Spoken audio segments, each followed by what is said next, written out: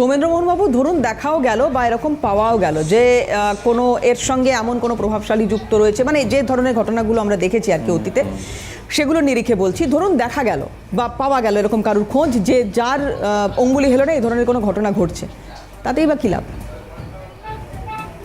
তাদের লাভ হচ্ছে যে এদেরকে দোষী করার আগে মানে আগে তাদেরকে পরিবেশগত অপরাধের জন্য তাদেরকে আটক করা উচিত। যে রাজনৈতিক নেতা মদত দিয়েছেন বা আজকে জবাবদিহি করতে হবে পশ্চিমবঙ্গের দূষণ ঘটবে সৌমেন্দ্রমোহন বাবু, সেরকম ঘটনা কটা ঘটে? এরকম নজির তৈরি হয় কি? তাহলে তো আজকে আমরা শ্বাস নিতে পারতাম নিশ্চিন্তে। আপনি ঠিকই বলেছেন। এই ইস্ট কলকাতা ওয়েটল্যান্ড, যে বিশেষত এই নাজিরাবাদ এলাকায়, এটা আমরা দেখেছি আনন্দপুর, যদিও বলা হচ্ছে আনন্দপুরের কাছে, কিন্তু এটা হচ্ছে আপনার আফগানা পেছন দিকটাতে, এবং এটা নরেন্দ্রপুর পুলিশ স্টেশনের কাছে ওর আন্ডারে পড়ছে, বারুইপুর মহকুমার মধ্যে পড়ছে। তো এমনই একটা জায়গা, এটা গন্ডগোলের জায়গা, না আনন্দপুরে পুলিশ স্টেশন না বারুইপুর, এটা নরেন্দ্রপুর পুলিশ স্টেশনের আন্ডারে, এবং এখানে 500টা এফআইআর আমরা দাখিল করেছিলাম, 500টা এফআইআর। এবং আপনাকে বলে রাখি, সব থেকে মজার কথা, 2021 থেকে 2026 এদেরকে এই দখলমুক্ত করার একটা ইন্টিগ্রেটেড প্ল্যান তৈরি হয়েছিল।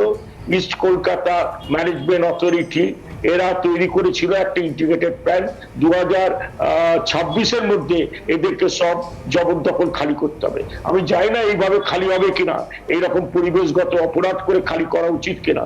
এটা পুলিশের উচিত ছিল তাদেরকে তুলে দেওয়া, খালি করা। কিন্তু আজকে যদি অনেক লোক মারা গেছে যাদের ডেড বডি পাওয়া যাচ্ছে না, তাদের যদি ডেড বডি আজকে পাওয়া যেত তাহলে তারা ক্ষতিপূরণ দাবি করতে পারে। এবার একটা কারখানা 10-15 বছর ধরে বেআইনি চলছে, তাদেরকে যখনই আপনি অপসারণ করবেন তখন মানবিকতার খাতিরে তাদের ক্ষতিপূরণ দিতে হবে। তো তাতে এইসব যাতে গন্ডগোল না হয়, তাদেরকে যদি এইভাবে একটা বলতে পারেন খুব নোংরা যদি রাজনীতি থাকে, এদেরকে যদি এইভাবে সরানোর ব্যাপার থাকে, সেটা কিন্তু আমরা তীব্র প্রতিবাদ। সৌমেন্দ্রবাবু, আমরা দেখতে পেয়েছি দমকল মন্ত্রী সুজিত বসু তিনি আজ যখন ঘটনাস্থলে গেলেন, তিনিও বলছেন যে এখানে যে ফায়ার এক্সটিংগুইজার বা অগ্নি নির্বাপক ব্যবস্থা সেটি যথাযথ মতন ছিল না, এবং পাশাপাশি তিনি আরও অভিযোগ করছেন যে এই দুটি কারখানারই ফায়ার অডিট হয়নি দীর্ঘদিন ধরে। তাহলে এই যে দীর্ঘদিন ধরে ফায়ার অডিট হয়নি এবং তারপরেও গোডাউনগুলি রমরমিয়ে সেখানে চলছিল, কোনোভাবে নজরদারি, সেটার একটা তো প্রশ্ন অবশ্যই যেমন থাকছে। এবং তাহলে আরও একটি প্রশ্ন থাকছে, এই যে ঘটনাগুলি ঘটছিল, তাহলে কি দমকল মন্ত্রীর কাছে বা শীর্ষ নেতৃত্বদের কাছে এই খবরগুলো পৌঁছানো হচ্ছে না?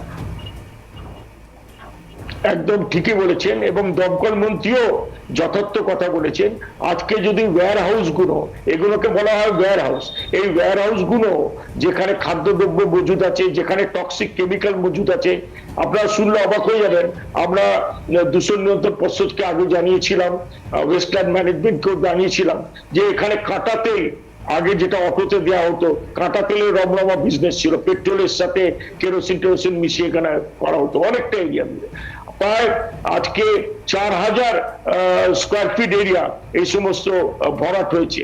আজকে যদি কোনো রেজিস্ট্রেশন তাদের না থাকে, দমকল মন্ত্রীরও কিছু করার নেই, কারোর কিছু করার নেই। কারণ রেজিস্ট্রেশন যদি থাকে তাহলেই দমকল মন্ত্রী বলতে পারে, তার টিমকে পাঠাতে পারে, ফায়ার ব্রিগেড পাঠাতে পারে, এরা ঠিক মতো ইকুইপমেন্ট আছে কিনা দেখতে। কিন্তু যদি রেজিস্ট্রেশনই না থাকে, পুরোটাই যদি ভুয়ো থাকে, তাহলে তো এখানে আর কোনো কথাই ওঠে না।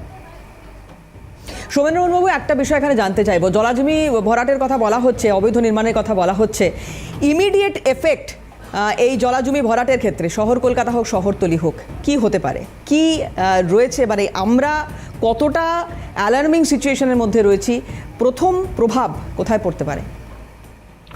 আমরা দেখুন, পরিবেশবাদী সংস্থা থেকে এটুকুই বলতে পারি যে জাতীয় পরিবেশ আদালত এবং Kolkata high court immediately suo motu order দেওয়া দরকার। কারণ কিছুদিন আগে জানেন, আগামী 28 তারিখে একটা কেস আছে, বায়ু দূষণ এত বেড়ে গেছে, কলকাতা হাইকোর্ট স্বতঃপ্রণোদিত মামলা করেছে।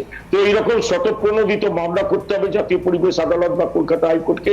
ইমিডিয়েট একটা টাইম বেঁধে দিয়ে একটা স্টিপুলেটেড টাইম পিরিয়ডের মধ্যে জবরদখল খালি করতে হবে, না হলে এগুলো দিনকে দিন বাড়তে থাকবে। এবং কোনো মন্ত্রীরও কিছু করার নেই, কোনো ডিপার্টমেন্টেরও কিছু করার নেই, কারণ এদের কোনো রকম লাইসেন্সই নেই। একমাত্র পুলিশ এইটা করতে পারে যে এদেরকে হাঁটিয়ে দিতে পারে।